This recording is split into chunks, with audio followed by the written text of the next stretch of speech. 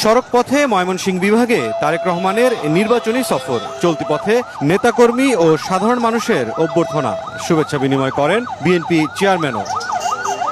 2 দশক পর ময়মনসিংহের মাটিতে তারেক রহমান।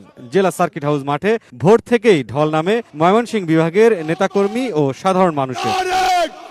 বিকেল 3:30টায় জনসভাস্থলে আসেন বিএনপি চেয়ারম্যান। দলীয় নেতাকর্মী এবং সাধারণ মানুষের উচ্ছ্বাসের মধ্য দিয়ে মঞ্চে ওঠেন তারেক রহমান। বক্তব্যের শুরুতেই স্থানীয় সমস্যা সমাধান সহ কর্মসংস্থানের মাধ্যমে মাদক মুক্ত দেশ গড়ার প্রত্যয় জানান তারেক রহমান। বলেন, বছরে অন্তত একটি ফসলের সার বীজ দিতে কৃষি কার্ড এবং নারীদের আর্থিক সচ্ছলতার জন্য ফ্যামিলি কার্ড দেয়া হবে। দেশকে সামনে এগিয়ে নিয়ে যেতে চাই, তাহলে এত বৃহৎ জনগোষ্ঠী অর্থাৎ অর্ধেক জনগোষ্ঠীকে পেছনে রেখে আমরা কোনোভাবেই দেশকে সামনে এগিয়ে নিয়ে যেতে পারবো না। খেটে খাওয়া